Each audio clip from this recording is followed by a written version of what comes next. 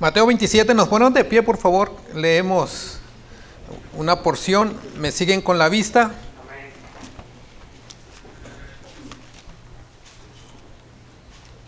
Mateo 27, versículo 45.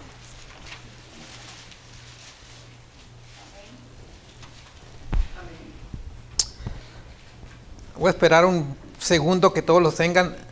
Yo no sé, yo creo que leer la palabra así directamente tiene un efecto, no sé, no mágico, pero tiene un efecto diferente. Y tal vez para algunos es triste, pero tal vez para algunos es la primera vez que van a leer la Biblia ahora. Ojalá y que no sea el caso de muchos de ustedes.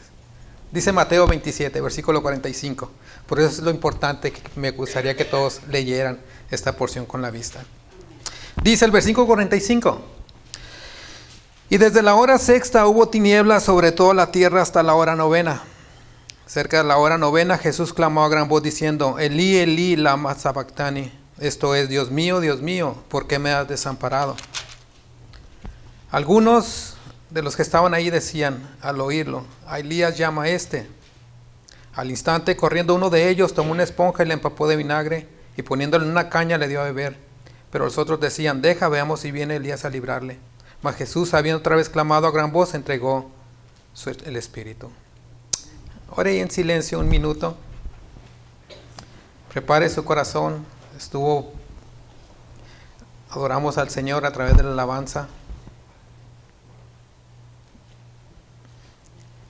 Ahora vamos a preparar nuestro corazón para escuchar la palabra.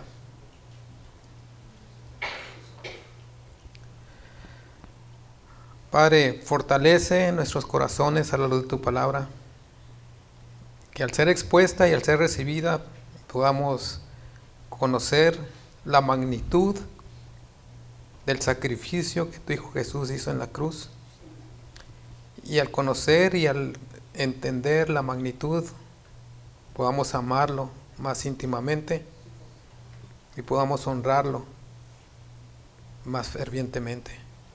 Gracias por tu palabra, que es el fundamento de nuestras vidas. Gracias por tu palabra, porque es la que guía, enseña, corrige. Y gracias, Padre, por estos momentos que nos permites compartir tu palabra. En el nombre de tu Hijo amado Jesús, Padre, te damos gracias, te pedimos esto. Amén. ¿Pueden tomar asiento?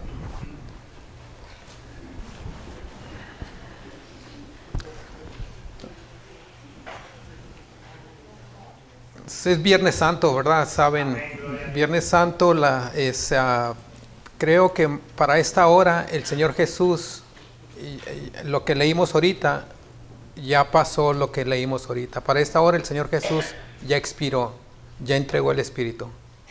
Ahorita vamos a mirar los tiempos, cómo medían los judíos los tiempos, para tener una idea en nuestros días.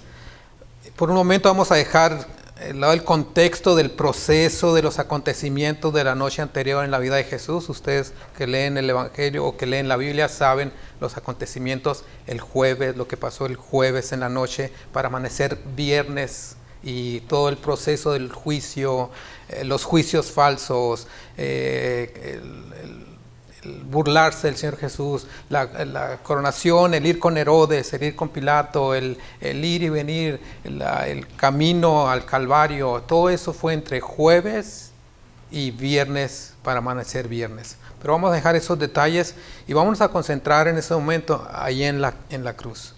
Vamos a poner toda nuestra atención en lo que el Señor Jesús dijo mientras sufría ahí en la cruz del Calvario. El versículo 45 del texto que leímos ahorita dice que desde la hora sexta hubo tinieblas sobre toda la tierra hasta la hora novena. Es cierto, si nosotros miramos nuestros relojes, hora sexta para nosotros podrían ser las 6 de la tarde. Y si nos vamos con la finta, vamos a pensar que la hora novena son las 9 de la noche. Mateo, lo único que relata, menciona en su evangelio, y los dos tiempos que menciona, pero los menciona sin hacer sin ningún acontecimiento, simplemente como referencia, excepto el hecho que dice que hubo tinieblas sobre la tierra. Marcos le da nos da una idea más de lo que está pasando. Marcos menciona también los tiempos. Vayan conmigo por favor a Marcos capítulo 15. No dejen Mateo capítulo 27, vayan conmigo a Marcos 15.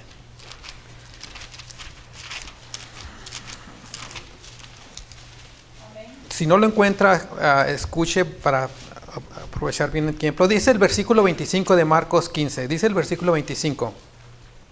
Era la hora tercera cuando le crucificaron. ¿A qué hora le crucificaron? La hora tercera. Es que ahorita vamos a mover los tiempos. Dice el versículo 33 también de Marcos. Cuando vino la hora sexta, hubo tinieblas sobre toda la tierra hasta la hora novena. En el 34 dice que a la hora novena Jesús clamó a gran voz. Entonces Marcos menciona 3 tiempos.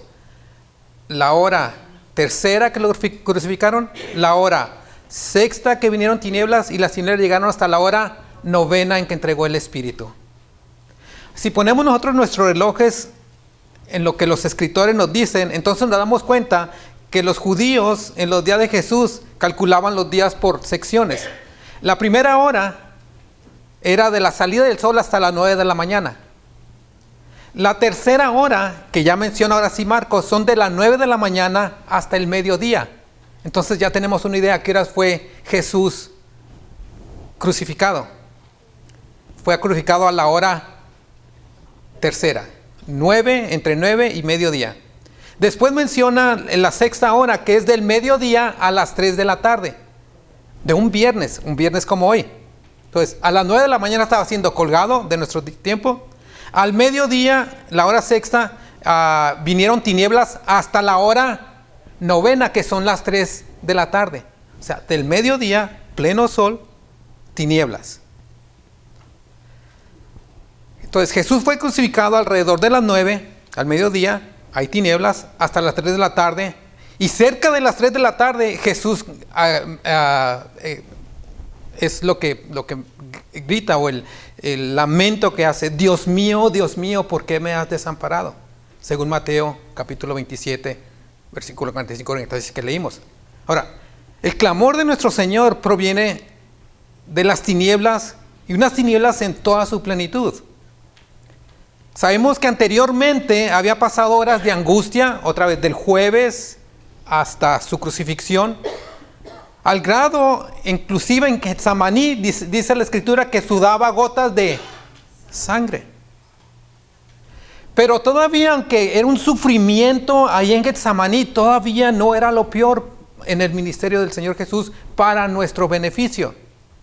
Nuestro Señor se encontraba en el momento más oscuro de su vida aquí en la cruz del Calvario, y precisamente en ese momento de la hora tercera a la hora donde hace esta exclamación. Es el punto culminante de su angustia. Este clamor del Señor Jesús es el clamor de alguien que ha alcanzado una de las angustias que nadie en este planeta siquiera ha experimentado. Dios mío, ¿por qué me has desamparado? Es una pregunta: ¿por qué me has desamparado?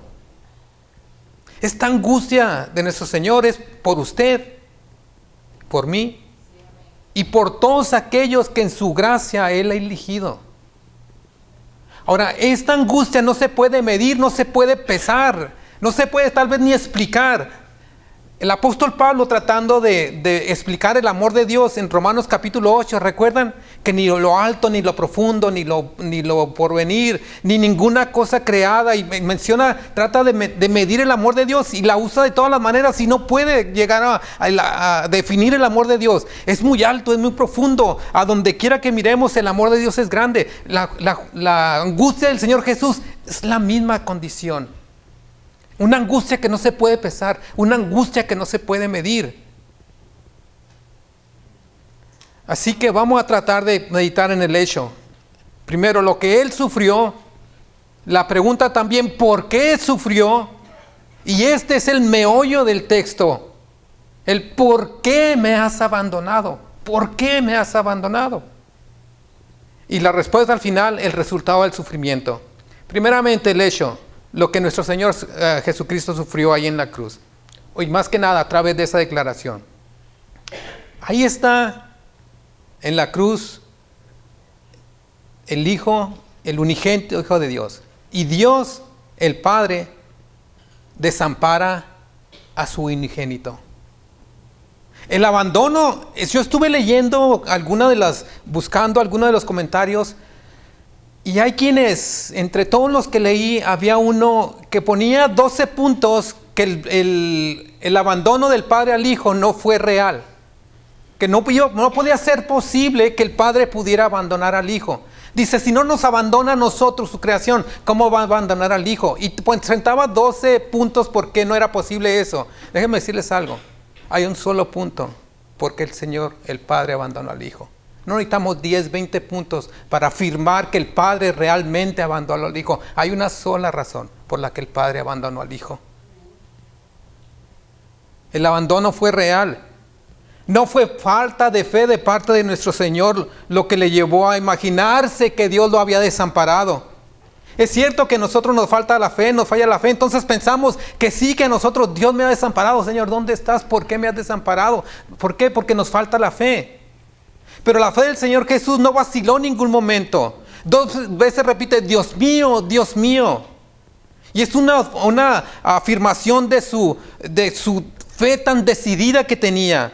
Pero, a pesar de la fortaleza de su fe, él sabe que Dios ha retirado, el Padre ha retirado la comunión. Eso que lo ha consolado desde su nacimiento y su ministerio hasta el momento de la crucifixión. Sabe que ha retirado lo que siempre lo ha consolado.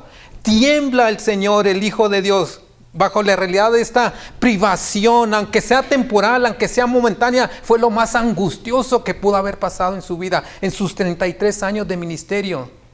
Fue más angustiosa aunque Getsemaní, cuando sudó gotas de sangre. Allá en Getsemaní lo oímos que clamaba, Padre mío. Le llamaba Padre, aquí le llama Dios mío, Dios mío. En Getsemaní le llama Padre mío.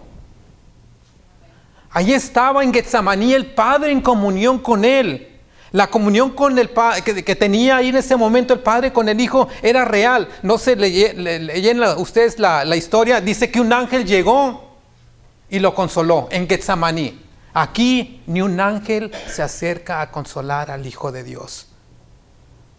Lucas capítulo 22 menciona Getsemaní.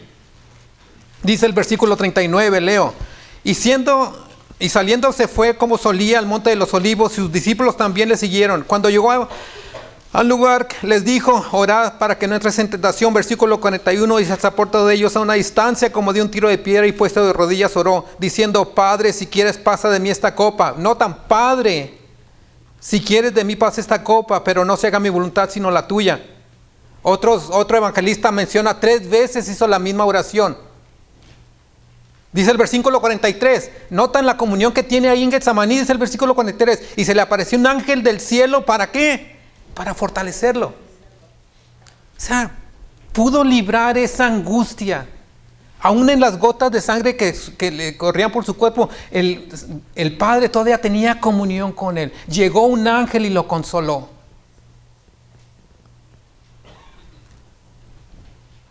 Pero allá en la cruz, este abandono, este desamparo, no es un delirio mental causado por los tormentos físicos del Señor. Es cierto, ya sabemos que Él mantuvo su ánimo en medio del dolor, en medio de la pérdida de la sangre. Soportó el menosprecio, la sed, la desolación, todo lo pudo soportar. No se quejó en la cruz ni de los clavos ni de las burlas. Jesús soportó en silencio todas las torturas en su cuerpo, pero cuando llegó el punto del abandono por parte del Padre, su corazón se llenó de angustia y exclamó, Elí, Elí, lama sabactani, ¿por qué me has desamparado? Todo lo soporto, pero esto no lo soporto. Soporto la traición de Pedro. No dijo, no clamó, Pedro, Pedro, ¿por qué me has desamparado? Tampoco dijo, Judas, Judas, ¿por qué me traicionaste? Es cierto que eso pudo haber causado dolor en la vida del Salvador, pero el máximo dolor fue cuando el Padre lo desamparó. Elí, Elí, lama sabactani. El peor de los dolores para el Salvador. Nuestro Salvador se lamentaba porque era un abandono real, genuino, verdadero. Es un abandono del Padre único. Dios no tiene la costumbre de dejar a sus hijos ni a sus siervos. Si usted se siente abandonado, no está abandonado. Él prometió, nunca te dejaré ni nunca te desampararé. Yo estoy con ustedes todos los días. ¿Hasta cuándo? Hasta el fin del mundo. No es la costumbre del Padre abandonar a sus hijos. Pero en este caso personal del Señor Jesús, lo abandonó. Lo desamparó. Único. David dijo en el Salmo 23, aunque ande en valle de sombra de muerte, no temeré mal alguno, porque tú estarás conmigo. Pero el Señor Jesús no pudo decir eso en ese momento. En ese momento dice, ¿por qué me has desamparado? Es costumbre y es hábito de Dios el Padre acompañar a su pueblo en sus aflicciones. Sin embargo, aquí lo vemos desamparado a su amado Hijo, a su unigénito en el momento de mayor angustia. Y el hecho de ser desamparado, el hecho de ser abandonado por el Padre, fue en Jesús una fuente de mucho angustia, mucho mayor que nosotros pudiéramos experimentar. A lo mejor usted se pregunta, a ver, ¿por qué es eso? Bueno, Jesús era perfectamente santo. Así que una ruptura entre un ser perfectamente santo y el 3 veces santo Dios debe ser algo extraño, debe ser algo anormal, algo que nunca había experimentado en su vida. Algo sorprendente, lo peor, lo más doloroso que pudo haber pasado en su vida. Por eso, si algunos de los que están aquí, que no están en paz con Dios y que simplemente se dieran cuenta de su verdadera condición, se morirían de terror. Si hay alguien aquí que no ha sido perdonado, solamente supiera su condición, dónde se encuentra en relación con Dios, nunca más volvería a sonreír de nuevo hasta que no fuera reconciliado con Dios. La gente vive alejada de Dios. No saben lo que es el verdadero desamparo de Dios.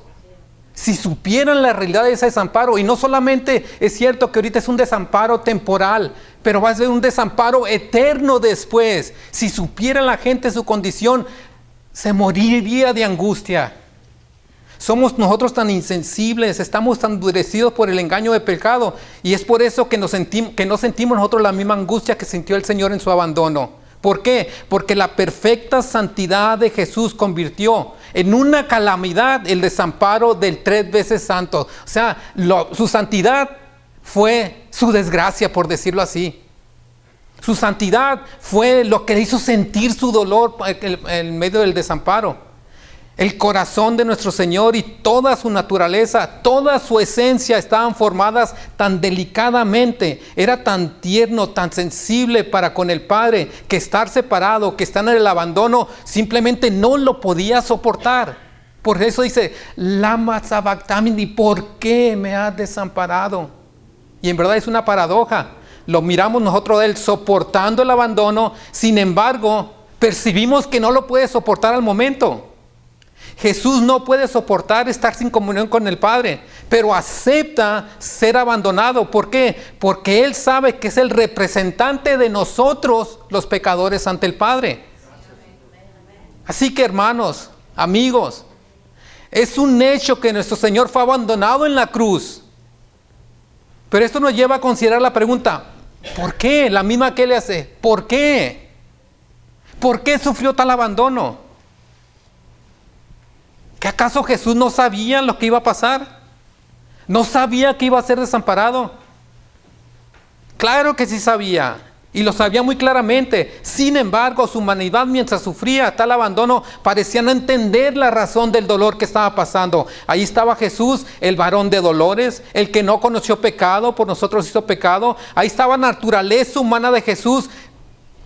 Pongan atención a esto. Cara a cara, frente a la justicia perfecta de Dios, frente a la justicia divina de Dios que debe castigar el pecado, para que usted pudiera ser librado de esa justicia divina. Ahí estaba Él, cara a cara. Y ese era un terror para su vida. Nunca en su ministerio, en su vida, miró la mano, la justicia de Dios que iba a ser derramada sobre Él. Sobre Él iban a ser castigados todos los pecados de lo que Él escogió desde antes de la fundación del mundo. Sus pecados. Si usted es un escogido de Dios, ahí Él pagó, ahí que el Padre castigó, ahí sufrió todo el castigo que usted y yo merecíamos. Ahí está en la cruz, el único mediador entre Dios y el hombre. Allí está el hombre Jesús contemplando la santidad perfecta de Dios, con sus armas de justicia listas para castigar al pecado del hombre en la persona de Jesús. ¿Se imaginan? Jesús no se echa para atrás, solamente quiere dejar en claro el porqué del abandono. Ahora, ¿no creen que el asombro de nuestro Señor Jesucristo, cuando fue hecho pecado por nosotros, lo llevó a clamar así? Para un ser perfecto, tan sagrado, tan puro, convertirse en una ofrenda de pecado fue una experiencia sorprendente. No le había pasado eso. ¿Cómo es posible que yo, siendo un santo, el razonamiento podría ser el Señor Jesús, pudiera estar en una condición tratado como el peor de los pecadores? El pecado fue colocado sobre él. Allí Jesús fue tratado como si fuera culpable, aunque personalmente nunca había pecado. Ahí estaba clamando: Dios mío, ¿por qué me has desamparado? ¿Por qué debo soportar el terrible resultado de la conducta de lo que más aborrezco? Y ese por qué es el bordo dorado de la nube negra. Jesús me miraba con anticipación el por qué. Él sabía que ese desamparo era necesario para salvar al culpable, para salvarlo a usted, para salvarme a mí. Miraba esa salvación suya y mía como el consuelo. Él sabe que ese desamparo es necesario, que tiene un propósito valioso. Él sabe que ese propósito es tan deseado por él que está dispuesto a sufrir el desamparo. El amor del Padre, es cierto, nunca cesó para con el Hijo, pero como Dios aborrece el pecado, tuvo que restringir su amor para con el Hijo. Ahí estaba el gran juez, que no le sonríe a aquel que se ha convertido en sustituto del culpable. Lo rechaza, le da la espalda, lo abandona. ¿Por qué? Para que usted algún día fuera aceptado, no fuera rechazado, no fuera abandonado. Para que usted tuviera la oportunidad en todo tiempo de decir: Señor, Señor, gracias por tu presencia, y no tanto ¿dónde? ¿Por qué me has desamparado? Por eso no nos sorprende la pregunta: ¿por qué me has desamparado?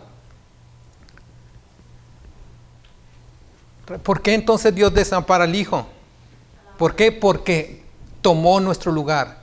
No había razón alguna en la persona de Cristo para que el Padre lo desamparara. Él era perfecto, vivió una vida sin mancha. Pero por otro lado, Dios no actúa sin razón. Y puesto que no había razón para desamparar a Jesús, entonces debemos buscar otra razón en otro lado. Y la única razón que podemos encontrar es que Él cargó con el pecado de nosotros los pecadores.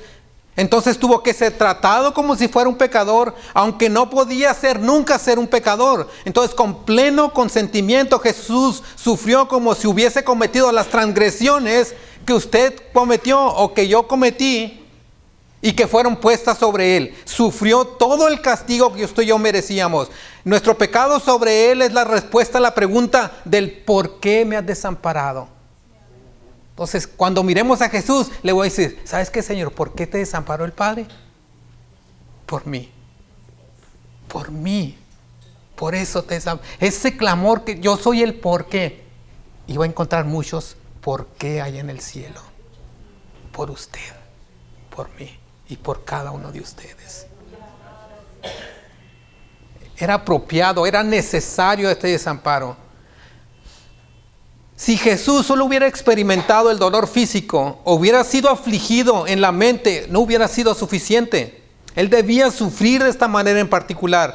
Debía de ser desamparado por Dios, porque esta es la consecuencia para tratar Dios con el pecado. Nosotros tratamos el pecado muy livianamente.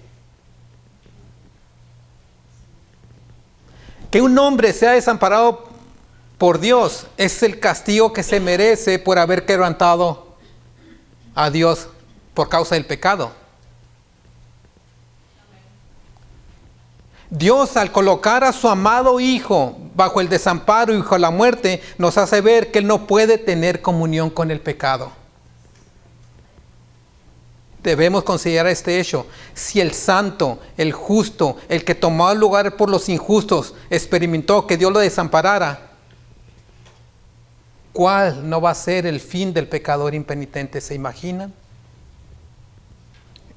Hermanos, amigos, el pecado es un asunto serio, grave desde la perspectiva divina, y siempre es una influencia divisora entre Dios y el hombre. Así que si usted y yo somos creyentes en el Señor Jesucristo, podemos descansar en Él para nuestra salvación. Podemos poner todo nuestro peso sobre Él. Él soportará el peso completo del pecado para presentarnos delante del trono de gracia, justificados, santificados, con todos los derechos que un hijo tiene para con el Padre. Entendamos que como pecadores merecemos el castigo por nuestras culpas. Merecemos que la ira justa, santa de Dios sea derramada sobre nosotros. Y como consecuencia merecemos el peor de los castigos, que es la condenación eterna. Pero mis hermanos, aquellos que hemos confiado en el Señor no tenemos ningún temor.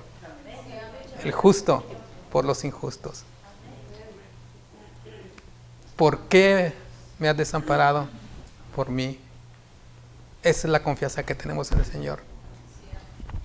Dios no nos va a desamparar nunca. Él ya desamparó a su Hijo por mi causa. Jesús sufrió plenamente por mí, tomó mi lugar, al punto de clamar, Dios mío, ¿por qué me has desamparado? Hermanos, aférrense a Jesús, ya sea que se hundan o que naden, aférrense a Jesús. Si algún día llegáramos a perder la brújula, regresemos a la cruz. Ahí nuestra alma va a encontrar aliento para saber que el desamparo de Jesús fue para nuestro beneficio. El que cree en Él tiene vida eterna. Hay una sola puerta al cielo y esa puerta nunca se ha cerrado para aquellos que se acercan a Jesús. El que a mí viene, dijo, no lo echo fuera. Como consecuencia o las implicaciones que tiene esto, aborrezcamos el pecado que causó la agonía de nuestro amado Señor ahí en la cruz. Fue causa del pecado que Dios abandonó al Hijo en la cruz. Y déjenme decirle, no hay cosa tan maldita y tan engañosa como el pecado. Y como nosotros, ahorita, tan avanzados en la tecnología en el siglo XXI, hemos hecho todos los esfuerzos posibles para negar la realidad del pecado en nuestras vidas. Y lo hacemos de muchas maneras. Modernizamos el pecado. ¿A qué me refiero? Le asignamos un nombre nuevo y más respetable para que armonice con nuestros gustos y con nuestro estilo de vida. Por ejemplo, Dios le llama borrachera, nosotros le llamamos alcoholismo, una enfermedad. Dios le llama perversión, sodomismo, nosotros le llamamos preferencia sexual. Dios le llama lujuria, perversión, nosotros le llamamos entretenimiento para adultos. Dios le llama adulterio, fornicación, nosotros le llamamos sexo extramarital, sexo premarital. Porque estamos en el siglo XXI. Dijo un hombre, llámale como quieras a una comezón, el caso es que tienes que rascar. Llamémosles como quiera, como el nombre que le queramos poner al pecado, el caso es que se tienen que pagar las consecuencias. Pero ya lo modernizamos para oírnos más cool con la comunidad, con la sociedad. No solamente tendemos a modernizar el pecado, glorificamos el pecado. Increíble, a los que son sorprendidos en pecado las hacemos personas famosas. Nadie puede decir de los que estamos aquí que no estamos interesados en el pecado, pero en el pecado de otros más. No hay nada que nos interese tanto como el pecado. El único problema es que nos interesa el pecado del llamado. Por eso cuando prendemos la televisión para ver la entrevista del fulano que engañó a la sutana con la fulana y nos interesa ver qué está pasando en la vida de los artistas, de los famosos, y los hacemos famosos. No solamente modernizamos el pecado, racionalizamos el pecado. ¿Sabe qué dice el que roba en Walmart? Que al cabo los de Walmart tienen millones de dólares. ¿Sabe qué dicen los infieles? Bueno, es que me trataba muy frío, era muy indiferente conmigo, o él era muy indiferente y muy indiferente. Racionalizamos el pecado. El que miente, ¿sabe qué dice? No tener esa opción si no me corren del trabajo. Podemos seguir la lista. Dos formas completamente opuestas de ver al pecado. Dios no tolera el pecado en ninguna de sus formas, mandó a su Hijo Jesús. El Hijo fue abandonado por causa del pecado. Nosotros miramos el pecado como si fuera nada. Dios ama al pecador, pero también aborrece el pecado. Para Dios, tu pecado, mi pecado es repugnante, otra vez, al grado que abandonó a su Hijo ahí en la cruz. Ahí está Jesús, sufriendo el desamparo del Padre por causa de tu pecado y del mío. Y nosotros envolviendo el pecado, poniéndole otros nombres, justificando el pecado. Algo inconcebible para el Hijo de Dios. Ahí está el Hijo de Dios frente al juez divino, quien lo está enjuiciando por los pecados de sus escogidos, incluyendo los tuyos, los míos. No hay cosa más repugnante ante los ojos de Dios que aquellos hombres que saborean el pecado con su boca como si fuera un dulce, luego llegan a la casa de Dios el domingo en la mañana a adorarle. Dijo este hombre de Dios, termino con esto, dijo este hombre: oh señores, si yo tuviera un amado hermano que hubiera sido asesinado, ¿qué pensarían de mí si yo valorara el cuchillo enrojecido por la sangre? ¿Qué dijeran si me hiciera amigo del asesino y diariamente compartiera con el criminal que clavó el puñal en el corazón de mi hermano? Ciertamente yo también sería cómplice del crimen.